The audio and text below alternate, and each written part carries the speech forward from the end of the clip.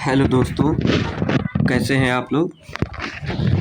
आशा करता हूँ आप लोग अच्छे होंगे, स्वस्थ होंगे, मस्त होंगे, ज़बरदस्त होंगे। दोस्तों आज की क्लास में हम आज जीके जीएस जो रेलवे भर्ती परीक्षा के लिए दोस्तों बहुत ही महत्वपूर्ण प्रश्न है, जो लगभग 100 प्लस क्वेश्चन है दोस्तों, उस पर हम लोग आज चर्चा करने वाले हैं दोस्तों। जो रेलवे भर्ती परीक्षा जैसे आरआरबी, एनटीपीसी, ग्रुप डी और एएलपी, आरपीएफ, एसआई, जेई जो भी है दोस्तों, उसमें जीके जीएस के प्रश्न जो हैं वो यहाँ से आपको देखने को मिलेंगे दोस्तों। तो लगभग 100 प्लस क्वेश्चन है दोस्तों। कितने हैं दोस्तों? 100 प्लस क्वेश्चन है जिस पे हम लोग चर्चा करेंगे दोस्तों। तो आइए देरी न करते हुए दोस्तों आज की क्लास को स्टार्ट करते हैं दोस्तों। क्लास दोस्तों कई दिनों के बाद हो रही है दोस्तों। जितने लोग दोस्तों जुड़ चुके हैं दोस्तों, सभी लोग एक बार क्लास को लाइक शेयर कर दें दोस्तों। अगर चैनल पर नए हैं दोस्तों तो चैनल को सब्सक्राइब भी कर लें दोस्तों, और हमारे टेलीग्राम चैनल को भी दोस्तों सर्च करके और उसको ऐड कर लें दोस्तों अपने में, क्योंकि उस पर बहुत सारी जानकारियाँ आपको उपलब्ध करवा दी जाती है। जैसे कोई भर्ती परीक्षा है दोस्तों, कोई भी रिजल्ट आने वाला है, और जो ये जितनी भी क्लासें चलती हैं दोस्तों मैथ की और जीके जीएस की, ये सभी लिंक उस पर डाल दी जाती है दोस्तों। तो आप लोग टेलीग्राम चैनल से जुड़ना बिल्कुल ना भूलें दोस्तों। तो आइए आज की क्लास को स्टार्ट करते हैं दोस्तों। आइए देखते हैं आज का पहला प्रश्न दोस्तों। और देखिए दोस्तों, पहला प्रश्न कह रहा है हमारा, पहला प्रश्न कह रहा है, भारत के महान संगीतकारों में से एक उस्ताद बिलायत खां निम्नलिखित में से किस वाद्य यंत्र के वादन के लिए प्रसिद्ध है दोस्तों। तो दोस्तों ऑप्शन देख लीजिए, सितार है, सरोद है, तानपुरा है, सारंगी है दोस्तों। दोस्तों अगर आप लोग आंसर दे रहे हैं सारंगी, तो सभी लोग दोस्तों क्या है, सारंगी जो है दोस्तों वो है गलत दोस्तों। क्योंकि जो भारत के महान संगीतकार जो उस्ताद बिलायत खां थे दोस्तों, वो सितार वाद्य यंत्र से प्रसिद्ध थे दोस्तों। किसके लिए? सितार वाद्य यंत्र के लिए प्रसिद्ध थे। कौन? बिलायत खां दोस्तों। तो ऑप्शन नंबर 1 बिल्कुल करेक्ट आंसर हो जाएगा प्रश्न नंबर 1 का दोस्तों। आइए अगला प्रश्न देखते हैं। प्रश्न नंबर 2 दोस्तों क्या कह रहा है। प्रश्न नंबर 2 कह रहा है, केंद्रीय तंत्रिका तंत्र में शामिल है। क्या पूछा है? केंद्रीय तंत्रिका तंत्र में शामिल है दोस्तों मस्तिष्क और कपाल तंत्रिका, मेरुदंड और मेरु तंत्रिका, मस्तिष्क और मेरुदंड, कपाल और मेरु तंत्रिका। तो दोस्तों इसका सही उत्तर हो जाएगा मस्तिष्क और मेरुदंड। ऑप्शन नंबर 3 प्रश्न नंबर 2 का बिल्कुल करेक्ट आंसर हो जाएगा दोस्तों। आइए अगला प्रश्न देखते हैं। प्रश्न नंबर 3 दोस्तों देखते हैं। प्रश्न नंबर 3 दोस्तों क्या कह रहा है। प्रश्न नंबर 3 कह रहा है, लेंस की शक्ति का एसआई इकाई क्या है दोस्तों। लेंस की शक्ति का इस एसआई इकाई क्या है दोस्तों। किरण है, किलोजूल्स है, डायोप्टर है, लेंसेस है। तो दोस्तों इसका सही उत्तर हो जाएगा डायोप्टर। ऑप्शन नंबर 3 बिल्कुल करेक्ट आंसर हो जाएगा दोस्तों आज की क्लास में हम आपको एक्सप्लेनेशन नहीं दे रहे हैं, हम केवल आज प्रश्नों पर चर्चा करेंगे और प्रश्न के उत्तर को देखते चलेंगे दोस्तों। प्रश्न नंबर 4 जो दोस्तों इम्पोर्टेंट होगा उस पर ज़रूर हम चर्चा करेंगे दोस्तों, बाकी हम उत्तर ही बताएंगे दोस्तों प्रश्न का। देखिए दोस्तों अगला प्रश्न है, प्रश्न नंबर 4 कह रहा है, पतंजलि किसके संकलन के लिए अच्छी तरह से जाना जाता है। जो पतंजलि है दोस्तों वो किसके संकलन के लिए अच्छी तरह से जाना जाता है दोस्तों। ऑप्शन है योग सूत्र, ऑप्शन है योग सूत्र, पंचतंत्र, ब्रह्म सूत्र और आयुर्वेद। तो दोस्तों जो पतंजलि है दोस्तों वो जाना जाता है योग सूत्र के ऊपर। किसके लिए जाना जाता है दोस्तों? योग सूत्र के लिए पतंजलि जो है जाना जाता है। ऑप्शन नंबर 1 इसका बिल्कुल करेक्ट आंसर हो जाएगा दोस्तों। जो योग सूत्र है दोस्तों वो भारत में ऋषि पतंजलि द्वारा 500 ईसा पूर्व दोस्तों, कब? ऋषि पतंजलि द्वारा 500 ईसा पूर्व में दोस्तों और 400 ईस्वी के बीच कुछ समय में संकलित किया गया था दोस्तों, जिन्होंने बहुत पुरानी परंपराओं से योग के बारे में ज्ञान का संश्लेषण और आकलन किया था। किसने दोस्तों? पतंजलि, जो ऋषि पतंजलि थे दोस्तों। और इसमें दोस्तों ये जो पंचतंत्र है दोस्तों, पंचतंत्र जो है दोस्तों ये विष्णु शर्मा द्वारा रचित एक गद्य है दोस्तों। किसके द्वारा दोस्तों? विष्णु शर्मा द्वारा ये पंचतंत्र है दोस्तों। और जो ये ब्रह्म सूत्र है दोस्तों, ये ब्रह्म सूत्र दोस्तों ऋषि व्यास जी को समर्पित है। और जो आयुर्वेद की बात करें दोस्तों, ये सबसे पुराना विज्ञान है दोस्तों, सबसे पुराना चिकित्सा विज्ञान है दोस्तों क्या, आयुर्वेद दोस्तों। संस्कृत में आयुर्वेद का अर्थ है जीवन का विज्ञान। क्या है दोस्तों, आयुर्वेद का अर्थ संस्कृत में जीवन का विज्ञान। तो दोस्तों आइए अगला प्रश्न देखते हैं, प्रश्न नंबर 5 दोस्तों क्या कह रहा है। प्रश्न 5 कह रहा है निम्नलिखित में से कौन सा पुष्प का भाग नहीं है। निम्नलिखित में से कौन सा पुष्प का भाग नहीं है दोस्तों। बाह्यदल, तना, अंडप, पुंकेसर। तो दोस्तों आप सभी लोग जानते होंगे दोस्तों, जो तना है दोस्तों ये पुष्प का भाग नहीं है दोस्तों। जो तना है दोस्तों ये पुष्प का भाग नहीं है। ऑप्शन नंबर 2 बिल्कुल करेक्ट आंसर हो जाएगा प्रश्न नंबर 5 का दोस्तों। आइए प्रश्न नंबर 6 देखते हैं दोस्तों। प्रश्न नंबर 6 कह रहा है जाइलम का क्या कार्य होता है। जो जाइलम होता है दोस्तों इसका क्या कार्य होता है। जल संवहन, खाद्य उत्पाद का संवहन, गैस संवहन, इनमें से कोई नहीं। तो दोस्तों जो जाइलम का कार्य होता है वो होता है जल संवहन। ऑप्शन नंबर 1 प्रश्न नंबर 6 का बिल्कुल करेक्ट आंसर हो जाएगा दोस्तों। आइए प्रश्न नंबर 7 दोस्तों देखिए क्या कह रहा है। उत्तल दर्पण आमतौर पर डैश में प्रयोग किया जाता है। उत्तल दर्पण जो है दोस्तों वो आमतौर पर डैश में प्रयोग किया जाता है। सौर कुकर में दोस्तों, देखो सौर कुकर में, ओपियाल्मोस्कोप जिसे नेत्र पटल दर्शक कहा जाता है दोस्तों, हेडलाइट के लिए परिवर्तक, या पीछे के दृश्य का दर्पण। तो दोस्तों ये इसका आंसर हो जाएगा पीछे के दृश्य का दर्पण। ऑप्शन नंबर 4 प्रश्न नंबर 7 का बिल्कुल करेक्ट आंसर हो जाएगा दोस्तों। आइए अगला प्रश्न देखते हैं। प्रश्न नंबर 8 दोस्तों क्या कह रहा है। प्रश्न नंबर 8 कह रहा है जे मैक्स दोस्तों, जी मैक्स 2023 अभ्यास कहाँ हुआ था। जो जी मैक्स 23 अभ्यास कहाँ हुआ था दोस्तों। मुंबई में, कोलकाता में, चेन्नई में या विशाखापट्टनम में दोस्तों। तो इसका सही उत्तर क्या हो जाएगा दोस्तों, आप लोग जान लीजिए। जे मैक्स जो है दोस्तों ये 23 है क्या, तो ये जापान और भारत समुद्री अभ्यास है दोस्तों। क्या है, जापान भारत समुद्री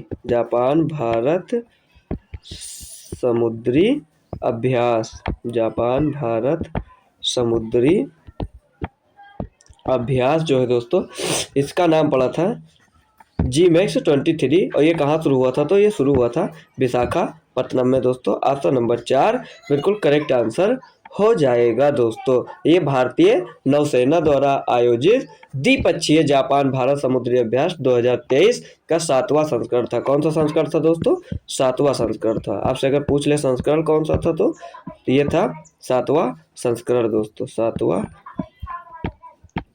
संस्करण था जो कि कहाँ हुआ था, विशाखापट्टनम में दोस्तों। इसका उद्देश्य आपसी सहयोग को बढ़ावा देना और क्षेत्र में समुद्री सुरक्षा के प्रति साझा प्रतिबद्धता की पुष्टि करना था दोस्तों। अगर डेट भी पूछ ले तो दोस्तों ये 5 से 10 जुलाई तक विशाखापट्टनम में आयोजित रहा था दोस्तों। आइए अगला प्रश्न देखते हैं। प्रश्न नंबर 8 क्या कह रहा है। 8 तो हो गया दोस्तों। प्रश्न नंबर 9 देखते हैं क्या कह रहा है। प्रश्न नंबर 9 कह रहा है निम्नलिखित में से किसे कोशिका का पावर हाउस कहा जाता है। बिल्कुल हलवा सवाल है दोस्तों, ये कई बार परीक्षाओं में पूछा जाता है दोस्तों। रेलवे की परीक्षाओं में कई बार ये रिपीट हुआ है दोस्तों। आप लोगों में सभी लोगों को अगर परीक्षा दिए होंगे दोस्तों सभी लोग, तो सभी लोगों के सामने ये प्रश्न देखने को मिला होगा दोस्तों। तो आप लोग उत्तर इसका बता सकते हैं दोस्तों। आपको कुछ समय दिया जाता है दोस्तों, जितने लोगों को पता है दोस्तों आप लोग उत्तर दीजिए दोस्तों। निम्नलिखित में से किसे कोशिका का पावर हाउस कहा जाता है दोस्तों। तो ऑप्शन है केंद्रक, राइबोसोम, एंडोप्लाज्म रेटिकुलम, माइटोकॉन्ड्रिया। तो दोस्तों इसमें जितने लोग उत्तर दे रहे हैं ऑप्शन नंबर 1 केंद्रक, तो वो लोग हैं गलत दोस्तों। और इसका उत्तर हो जाएगा माइटोकॉन्ड्रिया। ऑप्शन नंबर 4 बिल्कुल करेक्ट आंसर हो जाएगा। कोशिका का पावर हाउस किसे कहा जाता है, तो उसे कहा जाता है माइटोकॉन्ड्रिया को दोस्तों। ये दोस्तों कोशिका की मुख्य ऊर्जा मुद्रा है दोस्तों। और माइटोकॉन्ड्रिया का अपना डीएनए होता है दोस्तों। क्या होता है, माइटोकॉन्ड्रिया का अपना डीएनए होता है। आप लोग याद कर लीजिएगा। प्रश्न नंबर 10 दोस्तों देखते हैं क्या कह रहा है। प्रश्न नंबर 10 कह रहा है कोशिका में एटीपी शब्द निम्नलिखित में से किससे संबंधित है। कोशिका में एटीपी शब्द किससे संबंधित है दोस्तों? ऑप्शन देख लीजिए। ऑप्शन है यह एक अमीनो अम्ल है, यह एक न्यूक्लियोटाइड जो डीएनए बनाता है, यह एक ऊर्जा मुद्रा है और यह एक वसीय अणु है दोस्तों।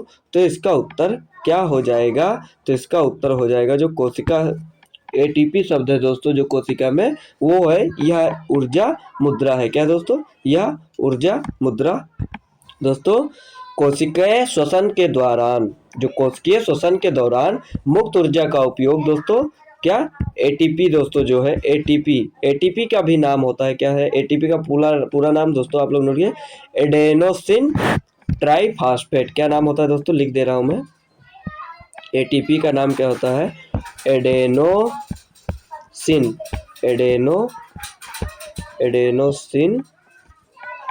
ट्राइफॉस्फेट। क्या? एडेनोसिन ट्राइफॉस्फेट दोस्तों एटीपी का फुल फॉर्म है दोस्तों।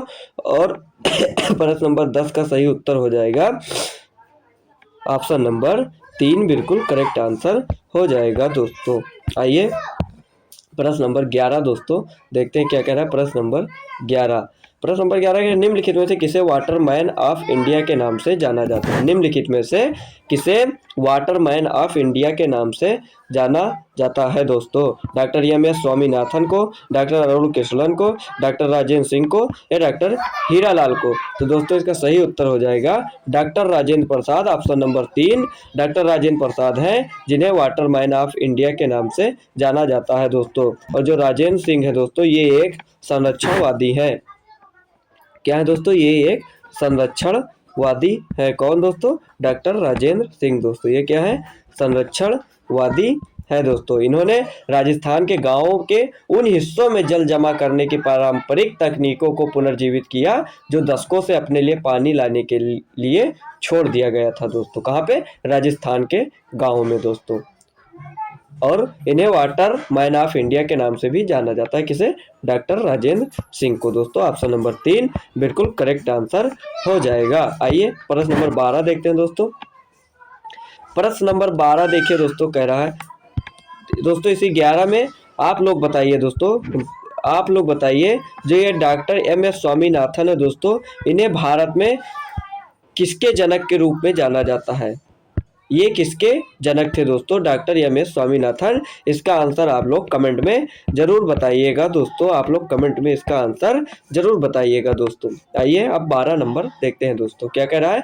नोबेल गैसें निम्नलिखित में से किस समूह से संबंधित है? जो नोबेल गैसें हैं दोस्तों ये किस समूह में आती है? पहला समूह, 5वां समूह, 18वां समूह या 7वां समूह? तो दोस्तों इसका सही उत्तर हो जाएगा 18वां समूह दोस्तों। ऑप्शन नंबर 3 बिल्कुल करेक्ट आंसर हो जाएगा दोस्तों। जो 18वां समूह है दोस्तों उसमें 6 तत्व शामिल है। कौन कौन से दोस्तों?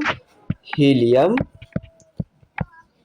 लिख दे रहा हूँ नाम दोस्तों, आप लोग नोट कर लीजिएगा। 18वां समूह में है हीलियम, नियान, आर्गन, क्या है? आर्गन और क्रिप्टन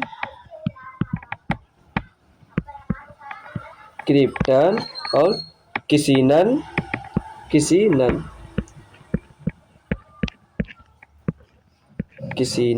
और रेडान दोस्तों। अब आप लोग दोस्तों इन सभी तत्वों का, आप लोग सभी लोग जितने लोग हैं दोस्तों, इन सभी तत्वों का दोस्तों प्रतीक दोस्तों, जो प्रतीक जिससे इनको जाना जाता है प्रतीक, आप लोग इनके प्रतीक लिखिए दोस्तों कमेंट में दोस्तों। प्रतीक का मतलब समझ रहे हैं ना दोस्तों? हीलियम को किससे जाना जाता है दोस्तों? He से दोस्तों जाना जाता है। किसको? हीलियम को। वैसे सभी के नाम आप लोग इस पे लिखिए दोस्तों, रासायनिक भाषा में आप लोग इनके नाम लिख दीजिए दोस्तों कमेंट में। आइए अगला प्रश्न देखते हैं। प्रश्न नंबर 13 दोस्तों क्या कह रहा है? प्रश्न नंबर 13 कह रहा है चुंबकीय फ्लक्स का एसआई इकाई क्या है?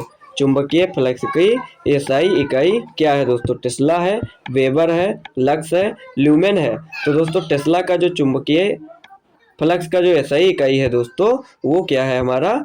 वेबर। ऑप्शन नंबर 2 बिल्कुल करेक्ट आंसर हो जाएगा। क्या है दोस्तों? वेबर। ऑप्शन नंबर 2 चुंबकीय फ्लक्स का एसआई इकाई वेबर। ऑप्शन नंबर 2 बिल्कुल करेक्ट आंसर हो जाएगा दोस्तों। अगर दोस्तों इसी में फ्लक्स की जगह अगर क्षेत्र लिखा होता, चुंबकीय क्षेत्र का सही इकाई क्या है दोस्तों, तो वो हो जाता है टेस्ला। क्या दोस्तों, टेस्ला हो जाता है। चुंबकीय क्षेत्र की इकाई क्या है, टेस्ला है दोस्तों। अगर आपसे पूछ ले दाब की सही इकाई क्या है दोस्तों, दाब की ऑप्शन में आ सकता है दोस्तों दाब, तो दाब का सही इकाई क्या हो जाएगा दोस्तों, पास्कल। क्या हो जाएगा, पास्कल। और ऑप्शन में आपको दिख रहा है दोस्तों ल्यूमेन, जो ये ल्यूमेन है दोस्तों ये किसका है, ये चमकदार फ्लेक्स का ये सही इकाई है, किसका, चमकदार फ्लेक्स, चमकदार फ्लक्स का सही इकाई क्या है दोस्तों, आपसे पूछ ले तो वो है ल्यूमेन दोस्तों। क्या है, ल्यूमेन। आपसे ये जो लक्स है दोस्तों ये किसका है, ये प्रदीप्त घनत्व का है दोस्तों, किसका, लिख दे रहा हूँ दोस्तों, लक्स जो है ये किसका मात्रक है, ये है प्रदीप्त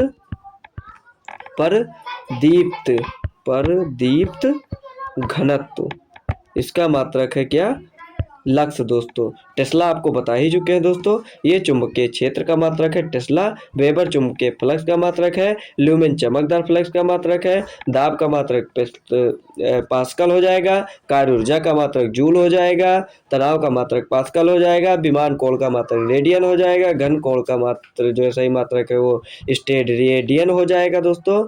और आइए अब देखते हैं अगला प्रश्न नंबर 14 क्या कह रहा है दोस्तों। प्रश्न नंबर 14 कह रहा है सोडियम कार्बोनेट का रासायनिक सूत्र क्या है। सोडियम कार्बोनेट का रासायनिक सूत्र क्या है दोस्तों, Na2CO3 है, NaHCO3 है, NaHSO3 है या NaHSO4 है दोस्तों। तो इसका सही उत्तर क्या हो जाएगा आप लोग कमेंट में बताइए, और नहीं पता है तो हम बता रहे हैं दोस्तों, आप लोगों को थोड़ा समय दे रहे हैं, जल्दी जल्दी आप लोग बताइए दोस्तों। सोडियम कार्बोनेट का रासायनिक सूत्र जो है वो है क्या है दोस्तों, Na2CO3। क्या है दोस्तों, Na2CO3 दोस्तों इसका रासायनिक सूत्र है, किसका, सोडियम कार्बोनेट का दोस्तों। आइए ऑप्शन नंबर 1 इसका बिल्कुल करेक्ट आंसर हो जाएगा दोस्तों। और दोस्तों ये वॉशिंग सोडा का ही रासायनिक नाम क्या होता है, सोडियम कार्बोनेट। आप लोग याद कर लीजिएगा दोस्तों, वॉशिंग सोडा का नाम होता है सोडियम कार्बोनेट दोस्तों। आइए अगला प्रश्न देखते हैं, प्रश्न नंबर 15 क्या कह रहा है। प्रश्न नंबर 15 कह रहा है निम्नलिखित में से किस उपकरण में ध्वनि ऊर्जा विद्युत ऊर्जा में परिवर्तित होती है। निम्नलिखित में से किस उपकरण में ध्वनि ऊर्जा विद्युत ऊर्जा में परिवर्तित होती है। ऑप्शन है बैटरी में, माइक्रोफोन में, सितार में या स्पीकर में। तो दोस्तों सही उत्तर हो जाएगा इसका माइक्रोफोन, ऑप्शन नंबर 2 बिल्कुल करेक्ट आंसर हो जाएगा दोस्तों। क्या, माइक्रोफोन में दोस्तों ध्वनि ऊर्जा जो है वो विद्युत ऊर्जा में परिवर्तित होती है। और जो ये बैटरी है दोस्तों, बैटरी जो है रासायनिक ऊर्जा विद्युत ऊर्जा में परिवर्तित होती है। सितार की बात करें तो ये आंतरिक ऊर्जा ध्वनि ऊर्जा में परिवर्तित होती है। अगर बात करें आपकी स्पीकर की तो दोस्तों ये विद्युत ऊर्जा ध्वनि ऊर्जा में परिवर्तित होती है दोस्तों। तो ये आप लोग नोट कर लीजिएगा दोस्तों। क्या, बैटरी जो है रासायनिक ऊर्जा विद्युत ऊर्जा में, माइक्रोफोन जो है ये ध्वनि ऊर्जा विद्युत ऊर्जा में, और जो ये आपका सितार है दोस्तों ये यांत्रिक ऊर्जा ध्वनि ऊर्जा में, और स्पीकर की बात करें दोस्तों तो ये विद्युत ऊर्जा को ध्वनि ऊर्जा में परिवर्तित करता है दोस्तों। आइए अब अगला प्रश्न देखते हैं, प्रश्न नंबर 16 क्या कह रहा है। प्रश्न नंबर 16 कह रहा है अम्लीय पदार्थों का पीएच मान कितना होता है। अम्लीय पदार्थों का पीएच मान कितना होता है, 1.0 से कम, 2.0 से कम, 7.0 से कम या 4.0 से कम। तो दोस्तों जो अम्लीय पदार्थ है उनका पीएच मान जो होता है दोस्तों, उनका पीएच मान जो होता है वो 7.0 से कम होता है। ऑप्शन नंबर 3 बिल्कुल करेक्ट आंसर हो जाएगा। क्या हो जाएगा, ऑप्शन नंबर 3 7.0 से कम दोस्तों। आइए अगला प्रश्न देखते हैं, प्रश्न नंबर 17 क्या कह रहा है। प्रश्न नंबर 17 क्या कह रहा है, कह रहा है राजस्थान में कौन सा लक्खी मेला के लिए प्रसिद्ध है। राजस्थान में कौन सा लक्खी मेला के लिए प्रसिद्ध है दोस्तों। ऑप्शन है करौली देवी मेला, खाटू श्याम जी का मेला। ऑप्शन है 1 और दोनों, और रामदेवरा मेला। तो दोस्तों इसमें ऑप्शन में आपका जो करौली देवी मेला और खाटू श्याम मेला जो है ये राजस्थान का लक्खी मेला के लिए प्रसिद्ध है, इसलिए ऑप्शन नंबर 3 इसका बिल्कुल करेक्ट आंसर हो जाएगा दोस्तों। दोस्तों खाटू श्याम मेला जो है दोस्तों ये सीकर जिले में मनाया जाता है, सीकर जिले, राजस्थान के सीकर जिले में। और जो करौली देवी मेला है दोस्तों ये करौली जिले में मनाया जाता है। किसमें? करौली जिले में दोस्तों। अगर आपसे जिला पूछे तो बता सकते हैं, प्रदेश राजस्थान में मनाया जाता है दोस्तों। कृष्ण के श्याम नाम से विख्यात होने के कारण कई स्थानों से श्रद्धालु कृष्ण से वरदान प्राप्त करने वाले बारबिका, जो बारबिका मंदिर में दर्शन करने आते हैं, बारबरिक दोस्तों, बारबरिक मंदिर में दर्शन करने आते हैं, जिसे खाटू श्याम के मंदिर के नाम से भी जाना जाता है दोस्तों। और दोस्तों ये राजस्थान के अलावा यह त्यौहार भारतीय राज्य हरियाणा में का भी लोकप्रिय है। ये त्यौहार जो है लक्खी मेला दोस्तों हरियाणा में भी मनाया जाता है। प्रश्न नंबर 18 देखिए दोस्तों क्या कह रहा है। निम्नलिखित में से कौन सी धातु ठंडे और गर्म जल से भी अपक्रिया नहीं करती है? कौन सी धातु है जो ठंडे और गर्म जल से भी अपक्रिया नहीं करती है? Na है, Fe है, Mg है, C है। तो दोस्तों इसका सही उत्तर हो जाएगा, क्या हो जाएगा? ऑप्शन नंबर 2 Fe दोस्तों। Fe जो है दोस्तों ये गर्म जल से भी अपक्रिया नहीं करती है, ठंडे और गर्म जल से भी अपक्रिया नहीं करती है। कौन सी? Fe दोस्तों। इसके अलावा दोस्तों और तत्व है, Al है दोस्तों, Zn है दोस्तों। ये सब जो है दोस्तों ठंडे और गर्म जल से भी अपक्रिया नहीं करती हैं दोस्तों। Fe, Al, Zn मतलब लोहा, एल्युमिनियम और जस्ता जैसी धातुएं जो है ठंडे और गर्म जल से भी अपक्रिया नहीं करती हैं दोस्तों। आइए अब अगला प्रश्न देखते हैं। प्रश्न नंबर 19 क्या कह रहा है? 19 कह रहा है रबर के वल्केनाइजेशन में कौन सी सामग्री जोड़ी जाती है? रबर के वल्केनाइजेशन में कौन सी सामग्री जोड़ी जाती है? ऑप्शन है गंधक, मेलमीन, पॉलीथीन, पॉलीटेट्राफ्लू, ओरोएथिलीन। तो दोस्तों इसका सही उत्तर क्या हो जाएगा? तो इसका सही उत्तर हो जाएगा गंधक दोस्तों। रबर के वल्केनाइजेशन में गंधक सामग्री जो है वो जोड़ी जाती है। आइए अब देखते हैं अगला प्रश्न। प्रश्न नंबर 20 क्या कह रहा है? प्रश्न नंबर 20 कह रहा है भारतीय संविधान के किस अनुच्छेद द्वारा सर्वोच्च न्यायालय द्वारा घोषित कानून सभी अदालतों के लिए पर बाध्यकारी है? दोस्तों क्या कह रहा है? भारतीय संविधान के किस अनुच्छेद द्वारा सर्वोच्च न्यायालय द्वारा घोषित कानून सभी अदालतों पर बाध्यकारी है? दोस्तों ऑप्शन है 141, अनुच्छेद 143, अनुच्छेद 243, अनुच्छेद 132। तो इसका सही उत्तर हो जाएगा अनुच्छेद 141 दोस्तों। क्या हो जाएगा? अनुच्छेद 141। ऑप्शन नंबर 1 बिल्कुल करेक्ट आंसर हो जाएगा दोस्तों। अनुच्छेद 141 दोस्तों के अनुसार उच्चतम न्यायालय द्वारा घोषित कानून सभी अदालतों पर बाध्यकारी है। अनुच्छेद 141 कहता है सर्वोच्च न्यायालय द्वारा घोषित कानून भारत के क्षेत्र के भीतर सभी अदालतों पर बाध्यकारी होगा दोस्तों। और ये अनुच्छेद जो 143 है दोस्तों इसमें सर्वोच्च न्यायालय से परामर्श करने के लिए राष्ट्रपति की शक्ति शामिल है। अनुच्छेद 132 की बात करें दोस्तों तो इसमें कुछ मामलों में उच्च न्यायालयों से अपील में सर्वोच्च न्यायालय के अपीलीय क्षेत्राधिकार के लिए प्रावधान शामिल है।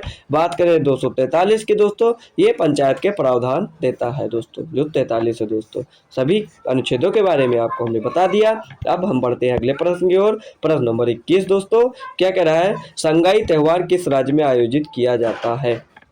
जो हमारा संगाई त्यौहार है दोस्तों ये किस राज्य में आयोजित किया जाता है? असम में, मणिपुर में, बिहार में, उत्तर प्रदेश में। तो दोस्तों बात करें आपकी संगाई त्यौहार की तो ये मणिपुर में आयोजित किया जाता है। कहाँ पे? मणिपुर में यह त्यौहार आयोजित किया जाता है दोस्तों। और संगाई त्यौहार जो है ये वार्षिक सांस्कृतिक त्यौहार है जो मणिपुर पर्यटन विभाग द्वारा हर वर्ष 21 से 30 नवंबर तक आयोजित किया जाता है। कब तक? 21 से 30 नवंबर तक आयोजित किया जाता है। ऑप्शन नंबर 2 इसका बिल्कुल करेक्ट आंसर हो जाएगा। आइए प्रश्न नंबर 22 दोस्तों देखते हैं क्या कह रहा है। तारों का टिमटिमाना किसके कारण होता है? तारों का टिमटिमाना किसके कारण होता है? तारों का बिखरना, तारों के प्रकाश का वायुमंडलीय अपवर्तन, आयन मंडल द्वारा अनेक परावर्तन, आकाश में तारों का कंपन गति। तो इसका सही उत्तर हो जाएगा तारों के प्रकाश का वायुमंडलीय अपवर्तन। ऑप्शन नंबर 2 बिल्कुल करेक्ट आंसर हो जाएगा। आइए प्रश्न नंबर 23 देखते हैं। भारत ने राज्य के नीति निर्देशक सिद्धांतों DPSP को संविधान से लिया है। ये कहाँ के संविधान से लिया है दोस्तों? क्या भारत के राज्य के नीति निर्देशक सिद्धांत जो है दोस्तों कहाँ के संविधान से लिए गए? ऑस्ट्रेलिया के, आयरलैंड के, जर्मनी के या ऑस्ट्रेलिया के? तो दोस्तों इसका सही उत्तर क्या हो जाएगा? आयरलैंड से दोस्तों डीपीएसपी जो है वो ली गई है। कहाँ से? आयरलैंड से दोस्तों। डीपीएसपी का अर्थ है राज्य के नीति निर्देशक सिद्धांत से है, जो भारत में सामाजिक और आर्थिक न्याय सुनिश्चित करने के लिए सरकार के लिए दिशा निर्देश है दोस्तों। ये कहाँ से लिया गया है? तो ये आयरलैंड से लिया गया है दोस्तों। आइए प्रश्न नंबर 23 देखते हैं, 24 देखते हैं दोस्तों। शरीर में डीएनए का कार्य क्या है? जो शरीर में दोस्तों डीएनए है उसका कार्य क्या है? प्रोटीन के संश्लेषण में मदद करना, आनुवंशिकता को नियंत्रित करना, ऊर्जा की रिहाई में सहायता करना या इनमें से कोई नहीं? तो दोस्तों इसका सही उत्तर क्या हो जाएगा? आनुवंशिकता को नियंत्रित करना। ऑप्शन नंबर 2 इसका बिल्कुल करेक्ट आंसर हो जाएगा। शरीर में डीएनए का जो कार्य है वो है आनुवंशिकता को नियंत्रित करना। अगर आपसे पूछे डीएनए का फुल फॉर्म क्या होगा? डीएनए का फुल फॉर्म क्या होगा दोस्तों? तो डीऑक्सीराइबो न्यूक्लिक एसिड। क्या नाम है इसका? डीऑक्सीराइबो न्यूक्लिक एसिड दोस्तों इसका फुल फॉर्म हो जाएगा। और डीएनए को सबसे पहले फ्रेडरिक मीसर ने अलग किया था। किसने? फ्रेडरिक मीसर ने इसको अलग किया था। डीएनए संरचनात्मक मॉडल वाटसन और क्रिक द्वारा दिया गया था। किसके द्वारा? डीएनए का संरचनात्मक मॉडल जो था वो वाटसन और क्रिक के द्वारा दिया गया था दोस्तों। अगर बात करें आपकी, इसी के साथ बात करें हम आरएनए की दोस्तों। अगर आरएनए दोस्तों पूछ ले आपसे, आरएनए का फुल फॉर्म क्या होगा? तो राइबो न्यूक्लिक एसिड। क्या? राइबो न्यूक्लिक एसिड जो हो जाएगा दोस्तों, ये प्रोटीन संश्लेषण में मदद करता है और वायरस में आनुवंशिक कोड रखता है। क्या दोस्तों? वायरस में आनुवंशिक कोड रखता है ये आरएनए दोस्तों, ribo nucleic acid, DNA deoxyribo nucleic acid दोस्तों। आइए अगला प्रश्न देखते हैं। प्रश्न नंबर 25 दोस्तों क्या कह रहा है? बांग्लादेश की मुद्रा है। बांग्लादेश की मुद्रा कौन सी है दोस्तों? रनमिनबी। क्या दोस्तों? ऑप्शन देखिए, रनमिनबी, फिर है नोगुत्रुम, टका, दिहरम। तो दोस्तों इसका सही उत्तर क्या हो जाएगा दोस्तों? टका। ऑप्शन नंबर 3 बिल्कुल करेक्ट आंसर हो जाएगा। जो टका है दोस्तों ये कहाँ की मुद्रा है? टका मुद्रा जो है ये बांग्लादेश की मुद्रा है दोस्तों। ये कहाँ की मुद्रा है दोस्तों? तो ये चीन की आधिकारिक मुद्रा है दोस्तों। क्या दोस्तों? चीन की आधिकारिक मुद्रा है। और दोस्तों नोगुत्रुम की बात करें दोस्तों तो ये भूटान की मुद्रा है। कहाँ की? ये भूटान की मुद्रा है दोस्तों। अगर आपसे बात करें दिहरम की तो ये अबू धाबी की मुद्रा है। कहाँ की? अबू धाबी की ये मुद्रा है दिहरम दोस्तों। अबू धाबी की मुद्रा है दिहरम। आइए अगला प्रश्न देखते हैं। प्रश्न नंबर 26 क्या कह रहा है? प्रश्न नंबर 26 कह रहा है हुमायूं का उत्तराधिकारी डैश निर्वासन में पैदा हुआ था और केवल 13 वर्ष का था जब उसके पिता की मृत्यु हो गई थी। जो हुमायूं का उत्तराधिकारी था वो डैश, मतलब कौन था हुमायूं का उत्तराधिकारी जो निर्वासन में पैदा हुआ था और केवल 13 वर्ष का था जब उसके पिता की मृत्यु हो गई थी? तो दोस्तों सही उत्तर क्या हो जाएगा? सही उत्तर ऑप्शन है बाबर, शाहजहां, अकबर, जहांगीर। तो इसका सही उत्तर हो जाएगा अकबर। ऑप्शन नंबर 3 बिल्कुल करेक्ट आंसर हो जाएगा दोस्तों। तीसरे मुगल सम्राट अकबर अपने पिता हुमायूं की मृत्यु के बाद मुगल साम्राज्य के उत्तराधिकारी बने थे, जिनका जन्म 15 अक्टूबर 1542 को सिंध में स्थित उमरकोट में हुआ था, जो वर्तमान पाकिस्तान में है दोस्तों। हुमायूं के निर्वासन के दौरान अकबर की परवरिश बचपन में काबुल में की गई थी। कहाँ पे? काबुल में की गई थी। अपने पिता की मृत्यु के बाद उन्होंने बादशाह बैरम खान की मदद से राजगद्दी हासिल की, जिन्होंने उनकी कामकाज में मदद की। किसने? बैरम खान ने दोस्तों। और इसका उत्तर हो जाएगा अकबर। आइए अगला प्रश्न देखिए। प्रश्न नंबर 27 दोस्तों क्या कह रहा है? प्रश्न नंबर 27 कह रहा है टेस्टोस्टेरोन स्रावित होता है। टेस्टोस्टेरोन स्रावित होता है कहाँ से? सर्टोली कोशिकाएं, लेडिक कोशिकाएं, कूप कोशिकाएं, इनमें से कोई नहीं। तो दोस्तों इसका सही उत्तर हो जाएगा लेडिक कोशिकाओं, लेडिक कोशिकाओं दोस्तों। ऑप्शन नंबर 2 इसका बिल्कुल करेक्ट आंसर हो जाएगा। आइए अगला देखते हैं। प्रश्न नंबर 28 कह रहा है ओडिशा अक्सर के कारण प्राकृतिक आपदाओं का सामना करता है। किसके कारण? जो उड़ीसा है दोस्तों, वो अक्सर किस प्राकृतिक आपदाओं का सामना करता है? भूकंप का करता है, चक्रवात का करता है, वर्षा का करता है, बूंदाबांदी का? तो दोस्तों जो उड़ीसा है दोस्तों, वो अक्सर चक्रवात के कारण प्राकृतिक आपदाओं का सामना करना पड़ता है। किसके? चक्रवात। ऑप्शन नंबर 2 बिल्कुल करेक्ट आंसर हो जाएगा दोस्तों। अगला प्रश्न देखिए, निम्नलिखित में से पूछ रहा है, निम्नलिखित में से किसने रासायनिक संयोजन के 2 महत्वपूर्ण नियम बनाकर रासायनिक विज्ञान की नींव रखी? निम्नलिखित में से किसने रासायनिक संयोजन के 2 महत्वपूर्ण नियम बनाकर रासायनिक विज्ञान की नींव रखी? अर्नेस्ट रदरफोर्ड ने, डेमोक्रिटस ने, जोसेफ एल प्राउड्स ने या आंतोइन एल लावुसिये ने? तो दोस्तों क्या होगा इसका सही उत्तर? होगा आंतोइन। क्या होगा? आंतोइन एल लावुसिये दोस्तों जो थे, इन्होंने रासायनिक संयोजन के 2 महत्वपूर्ण नियम बनाकर रासायनिक विज्ञान की नींव रखी थी दोस्तों। और ये कहाँ के थे दोस्तों? ये फ्रांसीसी दोस्तों रसायन शास्त्री थे। क्या थे? ये फ्रांसीसी रसायन शास्त्री थे दोस्तों। कौन? आंतोइन एल लावुसिये दोस्तों, ये फ्रांसीसी दोस्तों रसायन शास्त्री थे, जिन्होंने रासायनिक संयोजनों के 2 महत्वपूर्ण नियमों को विकसित किया और रासायनिक पदार्थों के नामकरण के लिए आधुनिक प्रणाली का सहलेखन किया। उन्हें आधुनिक रसायन विज्ञान के जनक के रूप में भी जाना जाता है दोस्तों। आइए अगला प्रश्न देखते हैं। प्रश्न नंबर 30 क्या कह रहा है? प्रश्न नंबर 30 कह रहा है, यदि आप एक दर्पण में देखते हैं तो आप पाते हैं कि प्रतिबिंब आपका परावर्तन आपसे छोटा है। मतलब अगर आप एक दर्पण में देखते हैं तो आप पाते हैं कि आपका प्रतिबिंब जो है वो आपसे छोटा है। उस दर्पण का क्या प्रकार है? समतल दर्पण, अवतल दर्पण, समतल दर्पण या उत्तल दर्पण? तो दोस्तों कौन सा दर्पण होगा जिसमें आपका आकार आपसे छोटा, मतलब आपका प्रतिबिंब आपसे छोटा है? उस दर्पण का नाम है उत्तल दर्पण। ऑप्शन नंबर 4 इसका बिल्कुल करेक्ट आंसर हो जाएगा। आइए प्रश्न नंबर 31 दोस्तों देखते हैं क्या कह रहा है। प्रश्न नंबर 31 क्या कह रहा है? मध्य प्रदेश उसी तरह से हीरे से संबंधित है जैसे कर्नाटक से संबंधित है। डैश कर्नाटक किससे संबंधित है? तो दोस्तों सही उत्तर है चांदी। ऑप्शन है चांदी, प्लेटिनम, सोना, तांबा।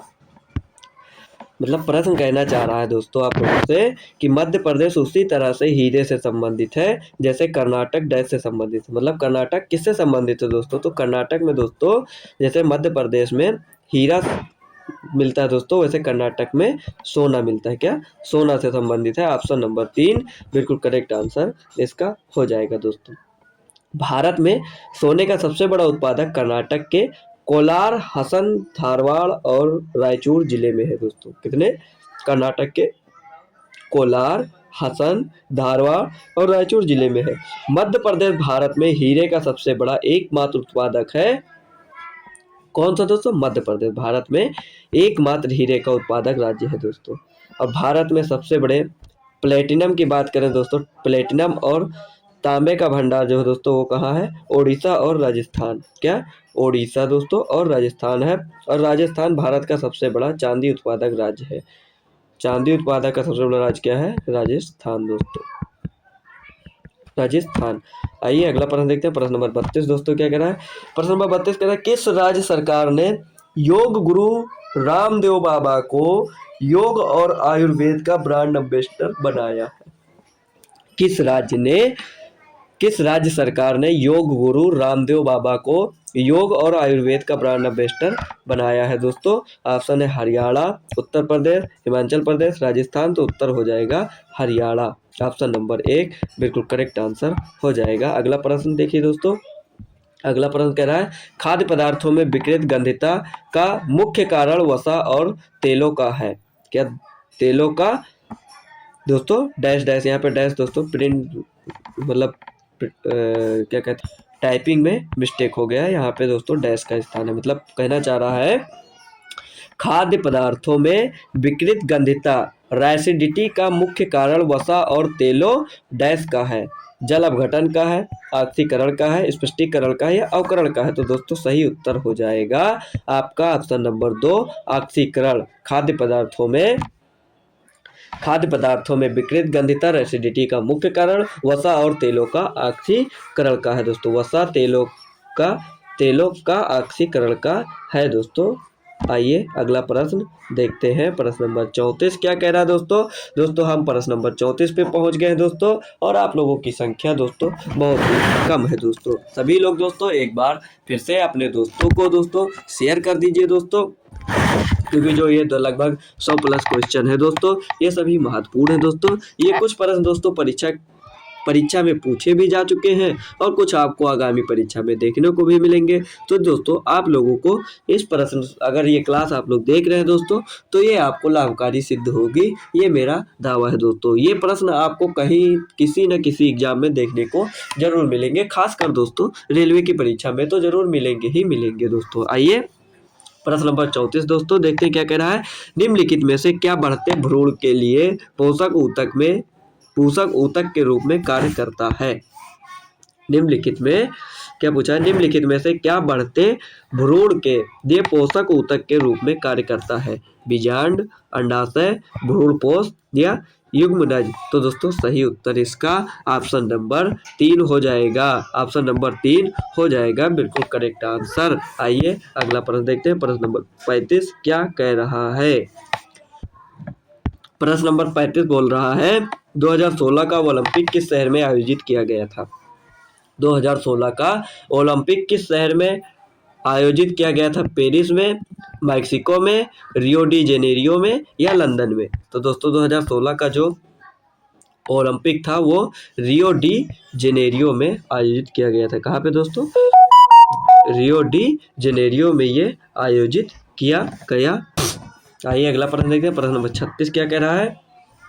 प्रश्न नंबर 36 कह रहा है किस क्षेत्र में महत्वपूर्ण सार्वजनिक उपलब्धि के लिए दादा साहब फाल्के पुरस्कार प्रदान किया जाता है। किस क्षेत्र में महत्वपूर्ण सार्वजनिक उपलब्धि के लिए दादा साहब फाल्के पुरस्कार प्रदान किया जाता है। फिल्में में, पत्रकारिता में, साहित्य में, खेल में। तो दोस्तों आप लोगों को पता होगा जो दादा साहब फाल्के पुरस्कार है वो फिल्मों में दिया जाता है दोस्तों। किसमें, फिल्मों में दिया जाता है दादा साहब फाल्के पुरस्कार दोस्तों। आइए अगला प्रश्न देखते हैं। प्रश्न नंबर 37 क्या कह रहा है दोस्तों। एक वाहक का प्रतिरोध किसके व्युत्क्रमानुपाती होता है। एक वाहक का प्रतिरोध किसके व्युत्क्रमानुपाती होता है। तापमान के, प्रतिरोधकता में, अनुप्रस्थ काट क्षेत्रफल में या लंबाई में। तो दोस्तों इसका सही उत्तर हो जाएगा अनुप्रस्थ काट क्षेत्रफल में दोस्तों। ये प्रतिरोध, वाहक का प्रतिरोध जो है दोस्तों ये व्युत्क्रमानुपाती होता है। ऑप्शन नंबर 3 बिल्कुल करेक्ट आंसर हो जाएगा। प्रश्न नंबर 38 देखिए दोस्तों क्या कह रहा है। कह रहा है थायरॉक्सिन के संश्लेषण के लिए निम्नलिखित में से क्या आवश्यक है। थायरॉक्सिन के संश्लेषण के लिए निम्नलिखित में से क्या आवश्यक है। ऑप्शन है पोटेशियम, सोडियम, कैल्शियम, आयोडीन। तो दोस्तों सही उत्तर, इसका सही आंसर क्या होने वाला है। आंसर हो जाएगा आयोडीन। ऑप्शन नंबर 4 इसका बिल्कुल करेक्ट आंसर हो जाएगा।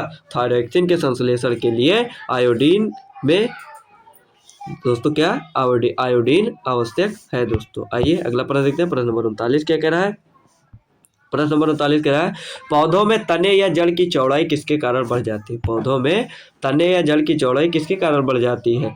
पार्श्व विभज्योतक, मध्य निविष्ट विभज्योतक, अतिरिक्त विभज्योतक या शीर्ष विभज्योतक। तो दोस्तों इसका सही उत्तर हो जाएगा पार्श्व विभज्योतक। ऑप्शन नंबर 1 बिल्कुल करेक्ट आंसर हो जाएगा। आइए 40वां देखते हैं। प्रश्न नंबर 40 दोस्तों क्या कह रहा है। निम्नलिखित में से किस धातु को मिट्टी के तेल में संग्रहित किया जाता है। ये देखिए दोस्तों क्वेश्चन नंबर 40 आ गया आपके सामने। कह रहा है निम्नलिखित में से किस धातु को मिट्टी के तेल में संग्रहित किया जाता है। प्लेटिनम को, तांबा को, सोडियम को या सोना को। तो दोस्तों सही उत्तर हो जाएगा ऑप्शन नंबर 3 जो सोडियम है दोस्तों इसको मिट्टी के तेल में संग्रहित किया जाता है दोस्तों। किसको दोस्तों, सोडियम जो है वो अत्यधिक अभिक्रियाशील धातु है जो सोडियम पेरोक्साइड Na2O2 बनाने के लिए हवा के साथ सहजता से अभिक्रिया करता है दोस्तों। आइए अगला प्रश्न देखते हैं दोस्तों। अगला प्रश्न क्या कह रहा है। प्रश्न नंबर 41 कह रहा है किस भारतीय मुख्यमंत्री के पिता महाराजा थे। ये देखिए दोस्तों आपसे प्रश्न पूछा किस भारतीय मुख्यमंत्री के पिता महाराजा थे। ऑप्शन है चंद्रबाबू नायडू, देवेंद्र फडणवीस, के चंद्रशेखर राव या अमरिंदर सिंह। तो दोस्तों जो भारतीय मुख्यमंत्री थे वो थे अमरिंदर सिंह। जिनके पिता महाराजा थे दोस्तों। ये कैप्टन अमरिंदर सिंह जो है दोस्तों, ये पटियाला रियासत के अंतिम महाराजा के पुत्र थे। कहा दोस्तों?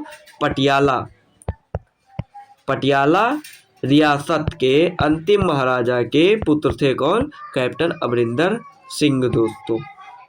और ये पंजाब के 26वें मुख्यमंत्री के रूप में सेवारत है। कौन से? 26वें मुख्यमंत्री के रूप में सेवारत थे। कौन?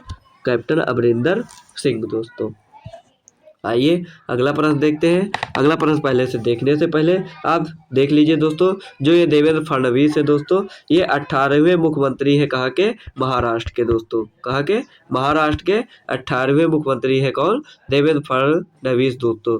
चंद्रबाबू नायडू की बात करें दोस्तों, ये 13वें मुख्यमंत्री है। कहाँ के? आंध्र प्रदेश के दोस्तों। कहाँ के? आंध्र प्रदेश के। बात करें के चंद्रशेखर राव के दोस्तों, तो ये तेलंगाना के पहले मुख्यमंत्री है दोस्तों। कहाँ के? तेलंगाना के पहले मुख्यमंत्री है के चंद्रशेखर राव दोस्तों। आइए अगला प्रश्न देखते हैं। प्रश्न नंबर 42 क्या कह रहा है?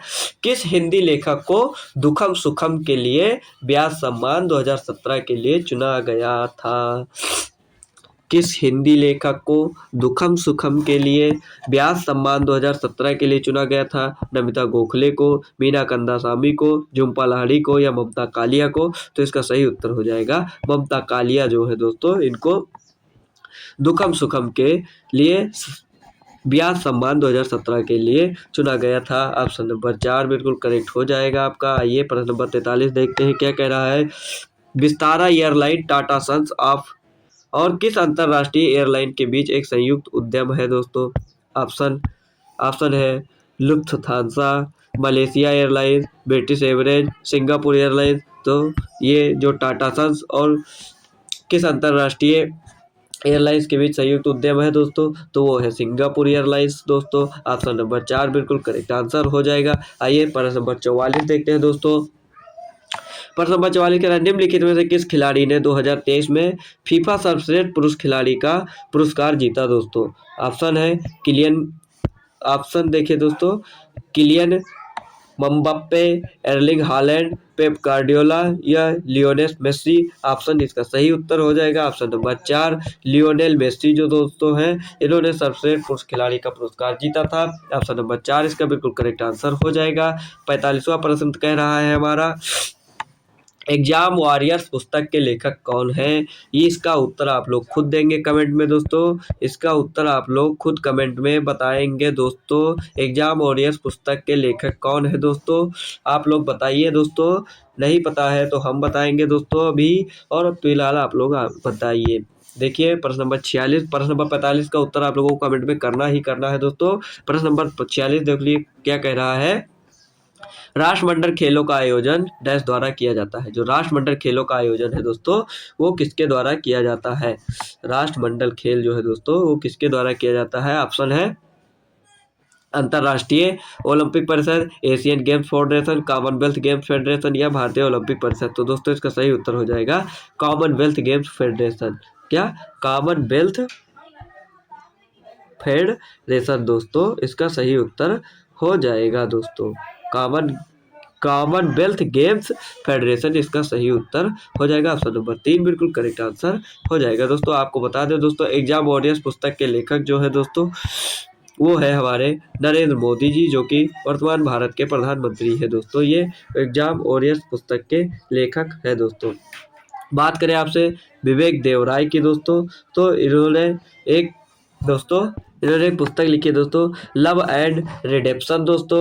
बात करें आपसे अभिषेक मनु सिंघवी की दोस्तों, इनका फ्रॉम द ट्रेंच पुस्तक है। और विक्रम सेठ की बात करें तो आ सूटेबल बॉय दोस्तों, इन्होंने पुस्तक लिखी है विक्रम सेठ ने। और एग्जाम वॉरियर्स की बात करें दोस्तों, तो ये हमारे भारत के वर्तमान प्रधानमंत्री नरेंद्र मोदी द्वारा रचित है दोस्तों पुस्तक दोस्तों। आइए अब प्रश्न नंबर 46 का उत्तर कॉमनवेल्थ गेम्स फेडरेशन हो जाएगा। आइए प्रश्न नंबर 47 देखते हैं। भारत में प्रायद्वीप पठार का आकार क्या है? भारत में प्रायद्वीपीय पठार का आकार कैसा है? देखिए है आयताकार है, वृत्ताकार है, त्रिभुजाकार है। तो दोस्तों जो भारत में प्रायद्वीपीय पठार का आकार है वो है त्रिभुजाकार। ऑप्शन नंबर 4 बिल्कुल करेक्ट आंसर हो जाएगा। आइए प्रश्न नंबर 48 दोस्तों देखते हैं।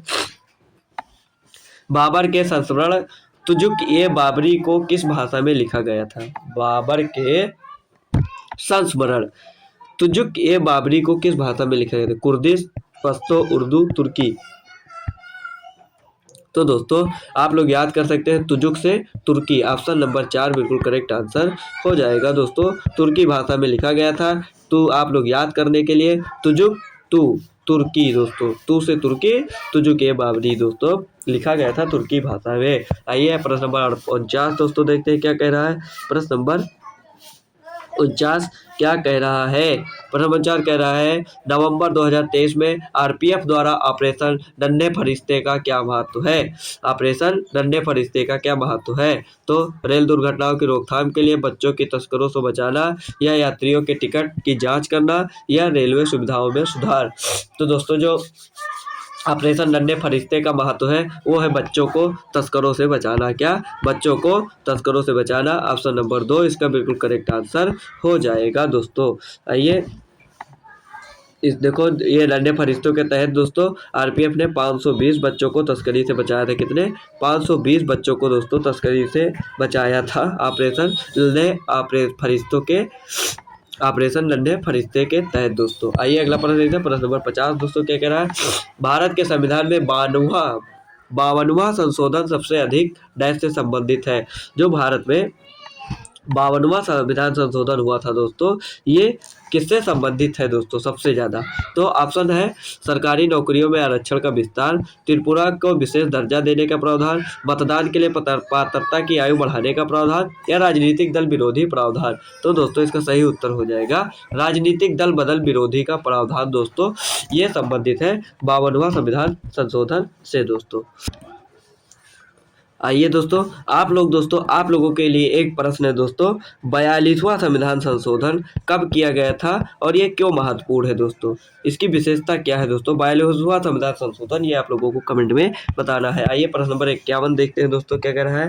प्रश्न नंबर 51 कह रहा है मानव तस्करी का निषेध भारतीय संविधान में अनुच्छेद के तहत रखा गया है। कौन सा अनुच्छेद के तहत रखा गया है मानव तस्करी का निषेध? ऑप्शन है अनुच्छेद 22, अनुच्छेद 23, अनुच्छेद 21, अनुच्छेद 24। तो ये अनुच्छेद जो हमारा 23 है दोस्तों, ये मानव तस्करी के निषेध के रूप में कार्य रखा गया है अनुच्छेद 23 के रूप में। ऑप्शन नंबर 2 इसका बिल्कुल करेक्ट आंसर हो जाएगा। आइए 52वां देखते हैं क्या कह रहा है। मरुस्थलीय परिस्थितियों में सहिष्णु पौधों को कहा जाता है। क्या कहा जाता है दोस्तों? पॉलीफाइट। क्या कहा जाता है? पॉलीफाइट कहा जाता है, जीरोफाइट कहा जाता है, हेलोफाइट या हाइड्रोफाइट। तो दोस्तों जो मरुस्थलीय परिस्थितियों में सहिष्णु पौधों को कहा जाता है जीरोफाइट। ऑप्शन नंबर 2 इसका बिल्कुल करेक्ट आंसर हो जाएगा। ये 53 देखते हैं। भारत के राष्ट्रीय पक्षी का वैज्ञानिक नाम क्या है?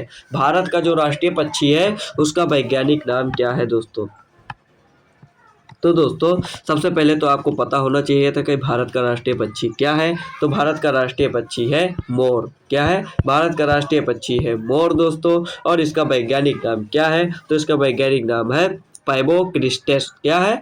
पैबोक्रिस्टेटस दोस्तों इसका वैज्ञानिक नाम है। ऑप्शन नंबर 3 इसका बिल्कुल करेक्ट आंसर हो जाएगा दोस्तों। और दोस्तों इसको कब मान्यता दी गई थी? तो 1963 में भारत के राष्ट्रीय पक्षी के रूप में इसको मान्यता दी गई थी। कब? 1963 ईस्वी में दोस्तों राष्ट्रीय पक्षी मोर को दोस्तों। आइए दोस्तों अगला प्रश्न देखते हैं। प्रश्न नंबर 54 क्या कह रहा है? 5 जगत वर्गीकरण किसने प्रस्तुत किया था? 5 जगत वर्गीकरण किसने प्रस्तुत किया था?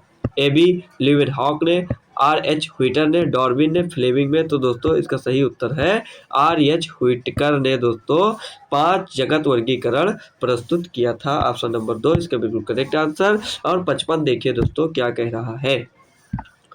55 प्रश्न कह रहा है निम्नलिखित में से किस तत्व में बड़े अणुओं को उत्पन्न करने के लिए स्वयं समान तत्व के अन्य परमाणुओं के साथ बंध बनाने की अद्वितीय क्षमता है? तो दोस्तों एल्युमिनियम है, हाइड्रोजन है, कार्बन है, नाइट्रोजन है। दोस्तों प्रश्न मेरे साथ साथ आप लोग भी पढ़िए दोस्तों। प्रश्न को पढ़ना बहुत जरूरी है तभी उत्तर आपको मिलेगा दोस्तों। प्रश्न पूछ रहा है निम्नलिखित में से किस तत्व में बड़े अणुओं को उत्पन्न करने के लिए स्वयं समान तत्व के अन्य परमाणुओं के साथ बंध बनाने की अद्वितीय क्षमता है? तो वो दोस्तों हो जाएगा हमारा क्या हो जाएगा? कार्बन। ऑप्शन नंबर 3 बिल्कुल करेक्ट आंसर हो जाएगा। आइए अगला प्रश्न 56 देखते हैं क्या कह रहा है। प्रश्न नंबर 56 कह रहा है परमाणु का परमाणु भार किसके कारण होता है। परमाणु का परमाणु भार किसके कारण होता है। ऑप्शन प्रोटॉन और न्यूट्रॉन, इलेक्ट्रॉन और neutron, proton proton electron neutron. तो दोस्तों इसका सही उत्तर हो जाएगा प्रोटॉन और न्यूट्रॉन। दोस्तों आप लोग कमेंट में बताइए, दोस्तों आप लोग कमेंट में छापिए दोस्तों प्रोटॉन इलेक्ट्रॉन न्यूट्रॉन के खोजकर्ता कौन है। दोस्तों खोज प्रोटॉन इलेक्ट्रॉन और न्यूट्रॉन के खोजकर्ता कौन है दोस्तों, ये आप लोग कमेंट में बताइए दोस्तों। आइए अगला प्रश्न देखते हैं। प्रश्न नंबर 57 क्या कह रहा है। प्रश्न नंबर 57 कह रहा है साइट्रिक अम्ल का प्राकृतिक स्रोत क्या है। साइट्रिक अम्ल का प्राकृतिक स्रोत क्या है। सिरका, टमाटर, संतरा या बिच्छू का काटना। तो दोस्तों सही उत्तर हो जाएगा जो साइट्रिक अम्ल है उसका प्राकृतिक स्रोत है संतरा। ऑप्शन नंबर 3 इसका बिल्कुल करेक्ट आंसर हो जाएगा। दोस्तों अगर बात करें आपसे जो सिरका है दोस्तों ये किस अम्ल का स्रोत है, तो ये सिरका जो है दोस्तों ये है एसिटिक अम्ल। क्या सिरका में पाया जाता है एसिटिक अम्ल। क्या एसिटिक अम्ल पाया जाता है। दोस्तों बात करें आपसे टमाटर, तो दोस्तों टमाटर में कौन सा, टमाटर में बात करें दोस्तों आपकी तो टमाटर में पाया जाता है ऑक्जेलिक अम्ल। कौन सा दोस्तों ऑक्जेलिक अम्ल। टमाटर में पाया जाता है ऑक्जेलिक अम्ल दोस्तों ऑक्जेलिक अम्ल। और बात करें आपसे साइट्रिक अम्ल तो इसका प्राकृतिक स्रोत संतरा हो जाएगा। ऑप्शन नंबर 3 बिल्कुल करेक्ट आंसर हो जाएगा। आइए प्रश्न नंबर 18 देखते हैं दोस्तों क्या रहा है थायरॉक्सिन के संश्लेषण के लिए निम्नलिखित में से क्या आवश्यक है। थायरॉक्सिन के संश्लेषण के लिए निम्नलिखित में से क्या आवश्यक है। दोस्तों शायद ये क्वेश्चन दोस्तों दोबारा रिपीट हो गया है तो इसका आंसर हो जाएगा आयोडीन। ऑप्शन नंबर 4 बिल्कुल करेक्ट आंसर हो जाएगा। आइए प्रश्न नंबर 59 देखते हैं दोस्तों क्या कह रहा है। कह रहा है पदार्थ के एक अणु में सभी परमाणुओं के परमाणु द्रव्यमान का योग है। पदार्थ के एक अणु में सभी परमाणुओं के परमाणु द्रव्यमान का योग है। सूत्र द्रव्यमान, मोल परमाणु द्रव्यमान या आणविक द्रव्यमान। तो इसका सही उत्तर हो जाएगा आणविक द्रव्यमान। ऑप्शन नंबर 4 बिल्कुल करेक्ट आंसर हो जाएगा। प्रश्न नंबर 60 दोस्तों देखते हैं क्या कह रहा है। प्रश्न नंबर 60 कह रहा है निम्नलिखित में से कौन सा कथन पदार्थ के कणों के विषय में गलत है। निम्नलिखित में से कौन सा कथन पदार्थ के कणों के विषय में गलत है। ऑप्शन नंबर 1 है पदार्थ के कण बहुत छोटे होते हैं। ऑप्शन नंबर 2 पदार्थ के कणों के बीच रिक्त स्थान होता है। ऑप्शन नंबर 3 है पदार्थ के कण कठोर और स्थिर होते हैं। ऑप्शन नंबर 4 है पदार्थ के कण एक दूसरे को आकर्षित करते हैं। तो इसका सही उत्तर हो जाएगा पदार्थ के कण कठोर और स्थिर होते हैं। ऑप्शन नंबर 3 इसका बिल्कुल करेक्ट आंसर हो जाएगा। आइए अगला प्रश्न देखते हैं। प्रश्न नंबर 61 क्या कह रहा है सोडियम क्लोराइड के जलीय विलयन में विद्युत प्रवाहित करने पर कौन सा उत्पाद बनता है। क्या सोडियम क्लोराइड के जलीय विलयन में विद्युत प्रवाहित करने से कौन सा उत्पाद बनता है। सोडियम ऑक्साइड, सोडियम हाइड्रोक्साइड या सोडियम और क्लोरीन या सोडियम और पानी। तो दोस्तों इसका सही उत्तर हो जाएगा सोडियम हाइड्रोक्साइड। ऑप्शन नंबर 2 बिल्कुल करेक्ट आंसर हो जाएगा। आइए अगला प्रश्न देखते हैं। अगला प्रश्न है न्यूटन के नियम के अनुसार दो वस्तुओं के मध्य गुरुत्वाकर्षण बल किसके अनुक्रमणपाती होता है। न्यूटन के नियम के अनुसार दो वस्तुओं के मध्य गुरुत्वाकर्षण बल किसके अनुक्रमणपाती होता है। तो ऑप्शन हो जाएगा क्या हो जाएगा ऑप्शन हो जाएगा ऑप्शन नंबर 3 उनके द्रव्यमानों के गुणनफल से दोस्तों अनुपाती होता है। ऑप्शन नंबर 3 इसका उत्तर हो जाएगा। आइए अगला प्रश्न देखते हैं। प्रश्न नंबर 63 क्या कह रहा है। 63 कह रहा है गति का पहला समीकरण किसके बीच संबंध को दर्शाता है। गति का पहला समीकरण किसके बीच संबंध को दर्शाता है। ऑप्शन है स्थिति और समय, वेग स्थित और वेग, वेग और समय, वेग और त्वरण। तो दोस्तों ये दर्शाता है वेग और समय। ऑप्शन नंबर 3 वेग और समय के बीच संबंध दर्शाता है। Option number 3 correct answer. आइए 64 देखते हैं। कह रहा है समय के संबंध में किसी वस्तु के स्थान या स्थिति में परिवर्तन है डैश। समय के संबंध में किसी वस्तु के स्थान या स्थिति में परिवर्तन है। ऑप्शन क्या है। ऑप्शन है बल, संवेग, गति, चाल। तो इसका सही उत्तर हो जाएगा गति। क्या हो जाएगा दोस्तों ऑप्शन नंबर 3 गति जो है दोस्तों गति समय के संबंध में किसी वस्तु के स्थान या स्थिति के परिवर्तन है। अगला प्रश्न नंबर 65 क्या कह रहा है। 65 कह रहा है प्रश्न नंबर 65 कह रहा है दोस्तों, सबसे उपयुक्त विकल्प के साथ रिक्त स्थान को भरें। क्या? सबसे उपयुक्त विकल्प के साथ रिक्त स्थान को भरें। एक ध्वनि का तारतम्य तो उसके डैश पर निर्भर करता है। जो ध्वनि का तारतम्य है दोस्तों, वो किस पर निर्भर करता है?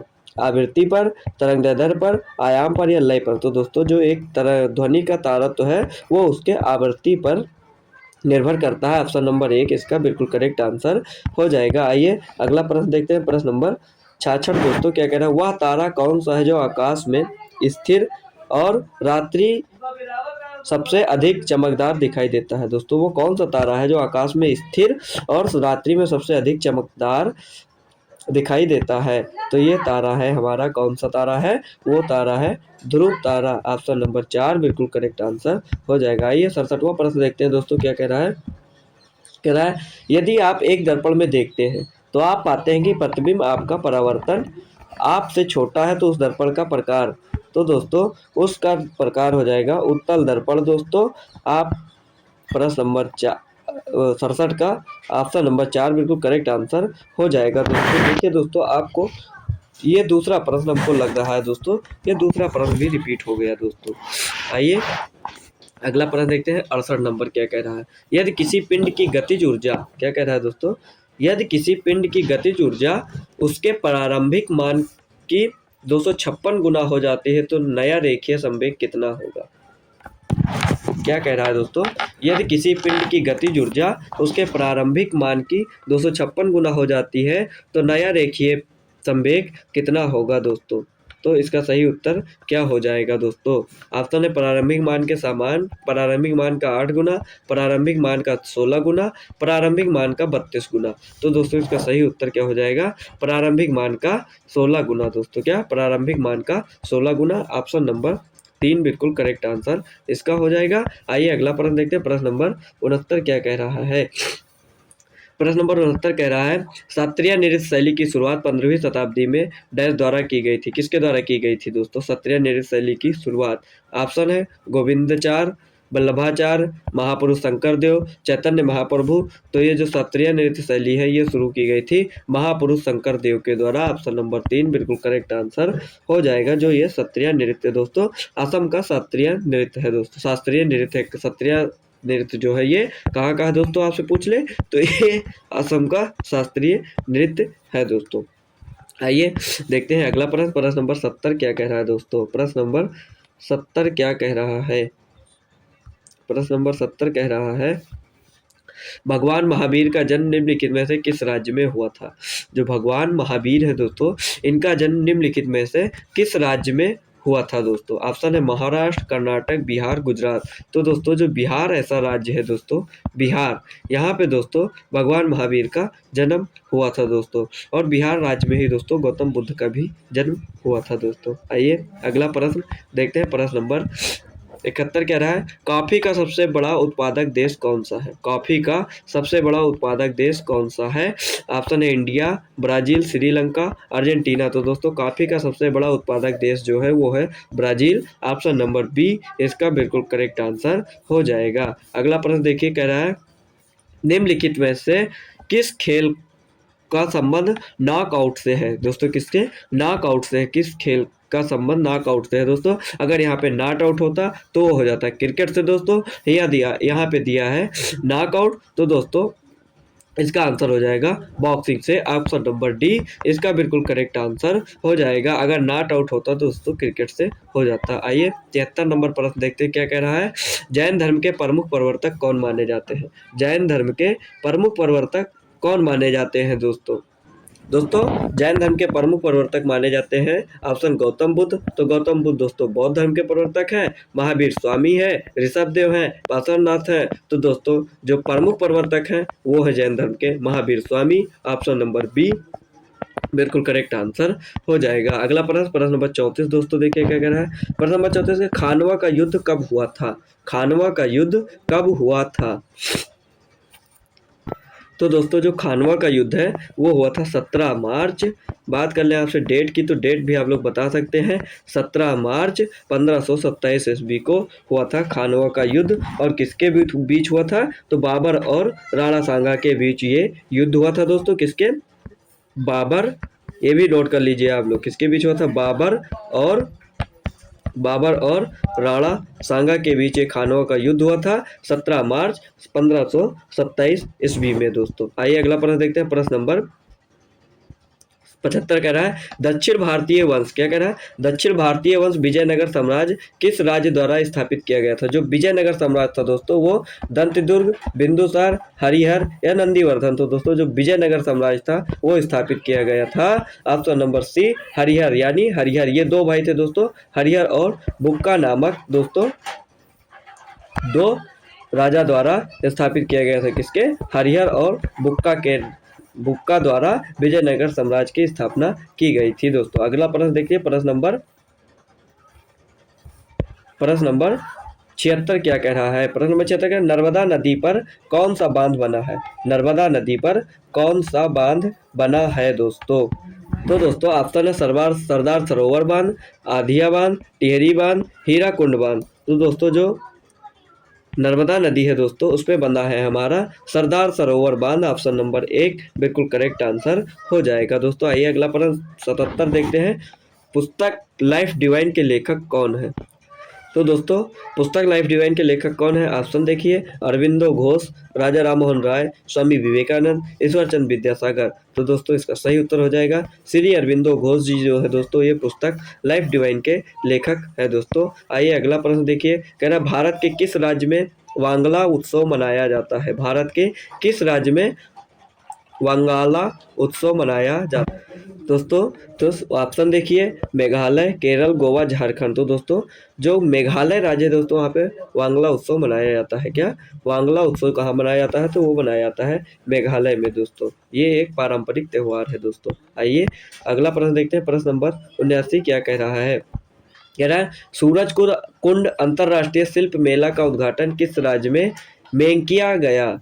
किस राज्य में किया गया दोस्तों? सूरजकुंड अंतरराष्ट्रीय शिल्प मेला का उद्घाटन किस राज्य में किया गया दोस्तों? ओडिशा में, असम में, तमिलनाडु में, हरियाणा में। तो ऑप्शन नंबर इसका सही होने वाला है दोस्तों हरियाणा। ऑप्शन नंबर डी बिल्कुल करेक्ट आंसर हो जाएगा दोस्तों। हरियाणा में जो है सूरजकुंड अंतरराष्ट्रीय शिल्प मेला का उद्घाटन किया गया था दोस्तों। आइए अगला प्रश्न देखते हैं। प्रश्न नंबर 80 कह रहा है भारत का राष्ट्रगान जन गण मन पहली बार भारतीय राष्ट्रीय कांग्रेस के अधिवेशन में गाया गया था। कब गाया गया था दोस्तों? ऑप्शन है कलकत्ता में, लाहौर में, बेलगाम में या त्रिपुरी में दोस्तों। तो दोस्तों इसका सही उत्तर हो जाएगा कलकत्ता। ऑप्शन नंबर 1 बिल्कुल करेक्ट आंसर हो जाएगा। और ये पहली बार गाया गया था 27 दिसंबर। कब गाया गया था दोस्तों? 27 दिसंबर 1911 में गाया गया था दोस्तों। और ये राष्ट्रीय कांग्रेस के वार्षिक अधिवेशन के दौरान गाया गया था दोस्तों। आइए अगला प्रश्न देखते हैं। प्रश्न नंबर 81 कह रहा है नवरत्न किसके शासनकाल से संबंधित है? नवरत्न किसके शासनकाल से संबंधित है? चंद्रगुप्त, हर्षवर्धन, शिवाजी, इनमें से कोई नहीं। तो दोस्तों इसका सही उत्तर क्या हो जाएगा? इनमें से कोई नहीं, क्योंकि नवरत्न जो थे दोस्तों वो अकबर के शासनकाल से संबंधित है दोस्तों। किसके? अकबर के शासनकाल से संबंधित है नवरत्न दोस्तों। आइए 82वां नंबर देखते हैं। अल बरूनी किसके साथ भारत आया था? जो अल बरूनी है दोस्तों वो किसके साथ भारत आया था? अकबर के साथ आया था, महमूद गजनबी के साथ, सिकंदर लोधी, अलाउद्दीन खिलजी के साथ। तो दोस्तों जो अल बरूनी था दोस्तों वो महमूद गजनबी के साथ भारत आया था। किसके साथ? महमूद गजनबी के साथ भारत आया था। अल बरूनी जो था दोस्तों वो इस्लामी विद्वान था, गणितज्ञ था, खगोल शास्त्री था और इतिहासकार भी था दोस्तों। उन्होंने 11वीं सदी में भारत की यात्रा की थी दोस्तों। और जो अगर बात पूछ ले महमूद गजनी जो था दोस्तों वो 1025 ईस्वी में भारत पर आक्रमण किया था दोस्तों। किसमें? 1025 में भारत पर आक्रमण किया था दोस्तों। आइए अगला प्रश्न देखते हैं। भारतीय संविधान में कितनी अनुसूचियां हैं? भारतीय संविधान में कितनी अनुसूचियां हैं? तो दोस्तों भारतीय संविधान में कुल कितनी अनुसूचियां आपसे पूछे तो वो है 11 दोस्तों। ऑप्शन नंबर नहीं, सॉरी दोस्तों 11 नहीं है दोस्तों। कितनी अनुसूचियां हैं? वो है 12। ऑप्शन नंबर बी बिल्कुल करेक्ट आंसर हो जाएगा दोस्तों। भारतीय संविधान में कुल 12 अनुसूचियां है दोस्तों। आइए अगला प्रश्न देखते हैं। प्रश्न नंबर 84 क्या कह रहा है? प्रश्न नंबर 84 कह रहा है 1970 में मिस एशिया पैसिफिक का खिताब जीतने वाली पहली भारतीय प्रतिभागी कौन थी?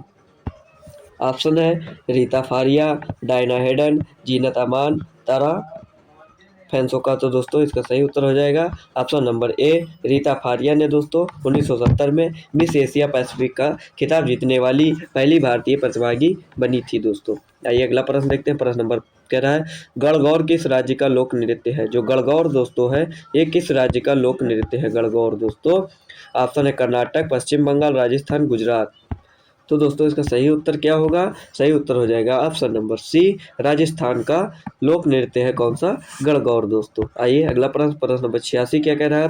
प्रश्न नंबर 86 कह रहा है झारखंड राज्य का स्थापना दिवस है। जो झारखंड है दोस्तों इसका स्थापना दिवस क्या है, 15 दिसंबर, 15 नवंबर, 15 जनवरी या 16 अक्टूबर। तो दोस्तों इसका सही उत्तर हो जाएगा 15 नवंबर, ऑप्शन नंबर बी बिल्कुल करेक्ट आंसर हो जाएगा दोस्तों। और ये कब हुआ था, तो 2000 में हुआ था। कब, 2000 में 15 नवंबर 2000 में दोस्तों इस राज्य का गठन हुआ था दोस्तों। और 15 नवंबर को दोस्तों झारखंड के एक दोस्तों प्रमुख आदिवासी नेता थे जिनका जन्मदिन होता है, उनका नाम होता है वीर बुधू, क्या, वीर बुधू भगत, वीर बुधू भगत दोस्तों, वीर बुधू भगत जो है दोस्तों इनका जन्मदिन भी इसी दिन होता है 15 नवंबर को ही, जो एक स्वतंत्रता सेनानी थे दोस्तों। आइए अगला प्रश्न देखते हैं। प्रश्न नंबर 87 कह रहा है फरवरी 2022 में नाइटिंगेल ऑफ इंडिया के नाम से विख्यात निम्नलिखित व्यक्तियों में से किसका निधन हो गया था। ऑप्शन दोस्तों लता मंगेशकर, ऑप्शन है लता मंगेशकर, सरोज खान, अभिलाषा पाटिल, तरला जोशी। तो दोस्तों फरवरी 2022 में नाइटिंगेल ऑफ इंडिया के नाम से विख्यात निम्नलिखित व्यक्तित्वों में से किसका निधन हो गया था दोस्तों। तो ऑप्शन क्या होगा, सही हो जाएगा लता मंगेशकर, ऑप्शन नंबर एक बिल्कुल करेक्ट आंसर हो जाएगा। आइए देखते हैं अगला प्रश्न। प्रश्न नंबर 88 क्या कह रहा है कोणार्क नृत्य उत्सव भारत के किस राज्य में मनाया जाता है। कोणार्क नृत्य उत्सव भारत के किस राज्य में मनाया जाता है। ऑप्शन कर्नाटक में, झारखंड में, उड़ीसा में, राजस्थान में। तो दोस्तों ये हो जाएगा कहाँ मनाया जाता है कोणार्क नृत्य उत्सव, ये मनाया जाता है आपके उड़ीसा में दोस्तों, ऑप्शन नंबर 3 इसका बिल्कुल करेक्ट आंसर हो जाएगा। आइए अगला प्रश्न देखते हैं। करें किसके नेतृत्व में दक्षिण भारत में जैन धर्म का प्रसार हुआ था। ऑप्शन है स्थलबाहु, भद्रबाहु, अशोक, चंद्रगुप्त मौर्य। किसके नेतृत्व में दक्षिण भारत में जैन धर्म का प्रसार हुआ था, तो वो ऑप्शन हो जाएगा भद्रबाहु दोस्तों, ऑप्शन नंबर बी बिल्कुल करेक्ट हो जाएगा। अगला प्रश्न देखिए कह रहा है कल्पसूत्र निम्नलिखित में से किस विषय का वर्णन करता है। जो कल्पसूत्र है दोस्तों वो निम्नलिखित में से किस विषय का वर्णन करता है। बलिदान बिल्कुल करता है, पारिवारिक समारोह बिल्कुल करता है, वर्णाश्रम बिल्कुल करता है। तो इसका ऑप्शन हो जाएगा ऑप्शन नंबर डी बिल्कुल करेक्ट, उपरोक्त सभी, ऑल ऑफ दीज दोस्तों इसका उत्तर हो जाएगा ऑप्शन नंबर डी। आइए अगला प्रश्न देखते हैं। प्रश्न नंबर 91 दोस्तों कह रहा है निम्नलिखित में से कौन सी भारतीय मरुस्थल की एकमात्र बड़ी नदी है। प्रश्न देखिए कह रहा है निम्नलिखित में से कौन सी भारतीय मरुस्थल की एकमात्र बड़ी नदी है। कोसी नदी, बेतवा नदी, लूनी नदी या बनास नदी। तो दोस्तों इसका सही उत्तर हो जाएगा लूनी नदी, ऑप्शन नंबर 3 बिल्कुल करेक्ट आंसर हो जाएगा। आइए अगला प्रश्न देखते हैं। प्रश्न नंबर 92 कह रहा है ऐहोल की राजधानी थी। जो ऐहोल है दोस्तों ये किसकी राजधानी थी दोस्तों, कौन से साम्राज्य की, चालुक्य, पल्लव, पांड्य, चोल। तो दोस्तों इसका सही उत्तर हो जाएगा, तो इसका सही उत्तर हो जाएगा चालुक्य साम्राज्य जो था दोस्तों उसकी राजधानी थी ऐहोल, ऑप्शन नंबर 1 बिल्कुल करेक्ट आंसर हो जाएगा। आइए अगला प्रश्न देखते हैं। कह रहे रविंद्रनाथ टैगोर को नाइटहुड किस वर्ष मिला था। रविंद्रनाथ टैगोर को नाइटहुड किस वर्ष मिला था दोस्तों। ऑप्शन है 1910, 1915, 1920, 1925।